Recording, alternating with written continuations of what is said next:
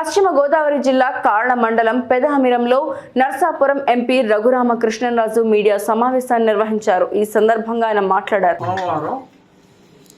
Supreme కోర్టులో justice Sanjeev Khanna గారి ధర్మాసనం కోర్టు నెంబర్ 2 అందులో 1వ తారీఖు 1వ కేసుగా నేను ఈ ఆంధ్రప్రదేశ్ రాష్ట్ర ముఖ్యమంత్రి జగన్మోహన్ రెడ్డి ఎన్నో కేసుల్లో నిందితుడిగా ఉన్న ఈ జగన్మోహన్ రెడ్డి హైదరాబాద్లో ఉన్న సిబిఐ కోర్టుకి సుమారు ఇంకా అన్ని కేసుల్లో కలిపి ఒక 3000 వాయిదాలు ఇప్పటి వరకు కోరటం జరిగింది అన్న దాని మీద త్వరితగతిన విచారించాలి అని ఒకటి.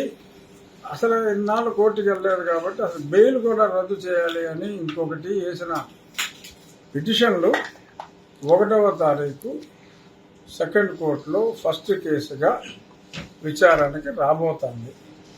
ఏం జరుగుతుందో చూద్దాం.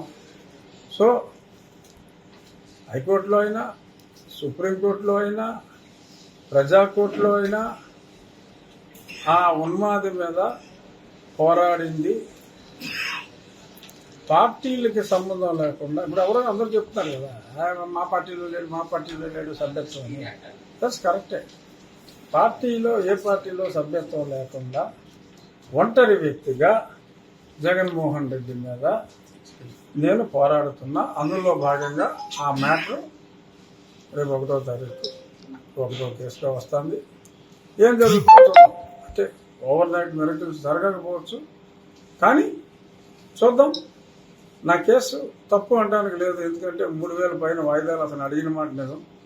అన్ని వాయిదాలు ఇవ్వకూడదు అని రూల్స్ ఉన్నమాట నిజం. సో మరి చూద్దాం మరి న్యాయస్థానం ఏం చేస్తుందో. సో మరి గొంతు విప్పి ఇటువంటి అన్యాయాల్ని కోర్టులో ప్రశ్నిస్తే సీట్లు ఎవరమ్మా అంటారా? చూద్దాం ఏమవుతుందో చూద్దాం.